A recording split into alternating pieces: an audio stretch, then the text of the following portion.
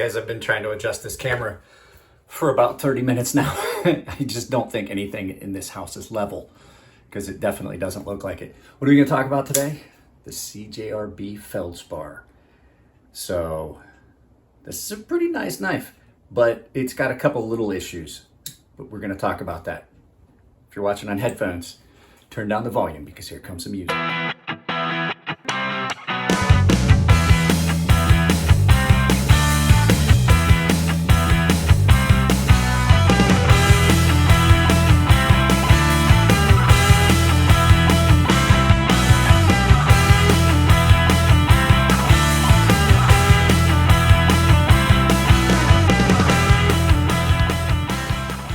Full disclaimer, guys, this knife did come from Russell at Artisan Knives. CJRB is Artisan's budget brand. I got several knives from them. It was unsolicited. It was just them giving me knives. He said he had some knives that if I wanted to have some content for the channel, he'd provide me. They don't get any special consideration just because they're making my knife. So there's a couple issues with this knife. We're going to talk about it. And we're going to talk about something I've seen on a couple of other knives. My friend Ashton has a couple of CJRB knives that have a minor issue. So this is a CJRB Feldspar. It's really similar, I guess you could say, pretty similar to the CJRB Centros. I love the Centros. This one, not as much, but we'll get into that when we get down and look at it from top down. Great knife. It is a really good knife, especially at the price point. So without any further ado, wanted to mention one thing. I don't know if you guys noticed, the credit roll for all of the paying members has been moved to the end of the videos because I had some people complain that they're like, dude, I gotta watch that, then I have to watch the intro, and then, still not into the knife yet. And I was like, okay, we'll swap things around. So at any rate, let's go ahead and flip this camera over and take a good look at the CJRB Feldspar. All right, guys, let me move a couple things here. So this is the CJ, and I have to apologize for lighting. It's really overcast today, so we're using my studio light and the ambient light. There is no, the overhead lights. There's no natural light this morning. It's really cloudy. So apologize if the video quality isn't the greatest. So anyway, CJRB Feldspar. This is the G10 version. There is a micarta version. Before we get any of the bad stuff, let's just go ahead and do specs. So what you're looking at is overall length on this knife is 7 inches with a 3-inch blade length. Now I like the blade shape on this. It's a very useful, very utilitarian blade shape. It comes in handy in a lot of situations. So blade thickness on this is 0.11, but I'm going to tell you on this knife, it looks massively thick, but it's ground really well and it comes down to a fairly acute edge. It's not super thin behind the edge. This is more robust than a lot of knives. It's not super thin ground. You can definitely feel it. This still has the factory edge on it. It has been used. I said this is in G10. The G10 and D2 steel. That's where I was going with that. Now the weight on this, they have it listed as 2.62 ounces. So let's go ahead and get the scale. All right, guys, I'm actually reshooting this section here because I was kind of confused. I went back and checked. So like I said, they have this listed as 2.62 ounces, but when I weigh it on my scale, I'm getting well over 4. I'm getting 4 1/8. So I don't know if that's a typo or what. There's no way that says 2 ounces. This is a fairly heavy knife. I went back and checked again the specs on 2 different websites. So let's do that again. It is 4 1/4 ounces. And in grams, for those of you that don't use freedom units, that's going to be right at 118 grams. So it's not a heavy knife. It's also not a real light knife. Let me get this out of the way. So let's go ahead and take a good look at this. We're going to do the price at the end. So this is, like I said, a really nice knife. Really nicely contoured handles. It cuts well. It's shaped well. There is nothing really horrible about this knife, but there's a couple of small things. Like, I mean, I'm going to tell you, I like most things about this knife. So to really go into it would be kind of silly. I like the grind. I like the handle contours. I like the way it feels in hand with a minor exception. It is a thumb stud opener. action on it is really smooth. It is not quite drop shut, but really smooth. CJRB knives, all of them that I've handled so far have been pretty good on the action. The blade shape, like I said, nice drop point blade. You have a lot of belly to do a lot of work. It does come down and transition, like I said, relatively thinly. It's not a super thick edge. It's not a super fine edge either. This is going to be a little bit thick for some people. But if this is a work knife, if this is something you're going to carry in the field, you would want something that's a little bit thicker, a little bit more robust. It is attractive. The G10 is done really well. It's got copper or brass pivot collars, I should say, and it's all Torx hardware. Pocket clip. Now we're going to get into some of the stuff I don't like. I am not a fan of the pocket clip on this knife, and I want you guys to get confused, it has nothing to do itself with the pocket clip. And I used this knife as a comparison earlier. Oh, we have to do some size comparisons too.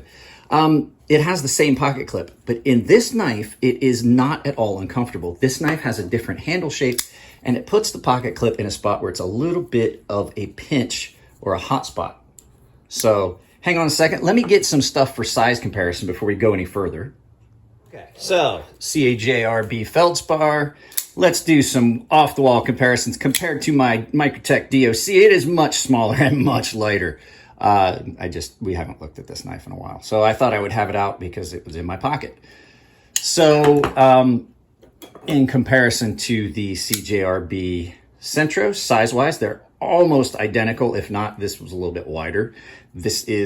I do really, really like this knife. And let's save that one for last. Another knife we haven't seen in a while. My Olamic Wayfarer sheep's foot is just a little bit smaller than the CJRB Rhea. And for a final comparison that most people know, the ubiquitous size comparison is always going to be the Sebenza 21 by Chris Reeve Knives. And you're looking just about the same right there. Now, let's go back to talking about the handle in this pocket clip. So this pocket clip in hand, in this handle, it makes a little bit of a hot spot. I don't know why it's so much different. I will tell you that this handle I've taken the pocket clip off and carrying this without the pocket clip, it's amazing. And I will compare this handle style and feel in hand to a knife that is really comfortable by a knife company that I'm not a big fan of these days, and that's the Benchmade Griptilian. It is really well contoured. You can see there's no sharp edges on this really at all, unless you get your finger down in here. It does have a lanyard hole. Like I said, reversible pocket clip. I'm not a fan of this pocket clip on this knife. It uses the yo-yo style, the Duncan yo-yo style standoffs. And it does have full liners, full steel liners. So let's go ahead. We've talked about the action. We talked about it cuts well. Action's good. It's easy. It's comfortable to carry. In pocket, it's great. There are a couple of small things with this knife. I cannot keep this pivot tight. I've had this knife, about a month and a half now. I've carried it for probably the last 2 weeks exclusively, and I can't keep that pivot tight. I'm going to have to Loctite this pivot. Now, people say, oh, well, most knives have Loctite on them. I have not had to Loctite a lot of knives. And when I say that this comes loose, I mean, I will tighten it in the morning, and by noon, it's loose again. Another small issue. The grind on this has got a small recurve here. So this is the first of the CJRBs that came in that I had an issue with the grind that was not just a me issue. I did not like where the Centros blade terminated, so I opened it up a little bit. I wanted a little bit more standoff from that thick spot there. So I did that myself. This knife, I don't really think that's going to be an issue, but I haven't sharpened it yet. But I do know that, like I said, there's a small low area here. This hasn't been sharpened. It has been touched up on a ceramic stone, just honed up. But you can see it right there. There's a low spot there that when I do sharpen this, it's going to have to come out. Markings on the blade, I don't dislike the CJRB logo. It is not an unattractive logo. I heard Nick Shabazz say it in the RIA video. I wish that it was smaller, and he had a really good idea. I would like to see logos here instead of taking up blade space. And then, does it really bother me? No, but okay, everybody knows that the knife's made in China. You don't have to billboard it. It doesn't bother me. I know it bothers people. This could be an issue. And we could put the blade steel and stuff down here. These flats, a lot of times people like having them clean and crisp. So yeah, it does have, I don't know if you're gonna be able to hear it, but you can see blade play. This does run on bearings. So even when I tighten it down fairly tight, it does not lose its action unless you just really crank down on it. But the thing is, like I said, I have to tighten this up like every day when I'm carrying it. So let's go ahead and flip this around and do some final talks. We'll talk about price point on this and why I'm not real upset about the minor issues with it when we get to price point. So now a lot of you are probably saying, like, well, Mike, you're playing down, you're playing down the issues with this knife. No, I'm not at all playing down the issues of the knife. The reason that I'm not as concerned with the issues in this knife as I would be if, say, I had the same issues in this knife. Well, that's because let's look at price point. Price point wise, I've got my paper here. This knife, MSRP on this knife, this specific knife, is $47.98, under $50. But you can get it at Blade HQ for $35.99. Amazon, it's $35.99. And if you're a Knife Center guy, it's $34.95. However, Smoky Mountain Knife Works has this knife for $29.99. This is a $30 knife at Smoky Mountain Knife Works. This exact knife. Well, actually, I think it was the gray G10, but you know what I'm saying. Like, you can get this knife in G10 at Smoky Mountain Knife Works for $29.99. So $30 for this knife. So am I gonna complain horrendously about there's minor issues with the pivot keeps coming loose and stuff like that? No, you know why? Because guess what? I Loctited this knife because the pivot kept coming loose. This is a $500 knife. I'm not as prone to scream and holler about these things as I would be if this knife was a little bit more expensive. And what I'm saying is that with just its minor little things that are easily taken care of, I can take this pocket clip and adjust it, change it, soften things, or take it off completely.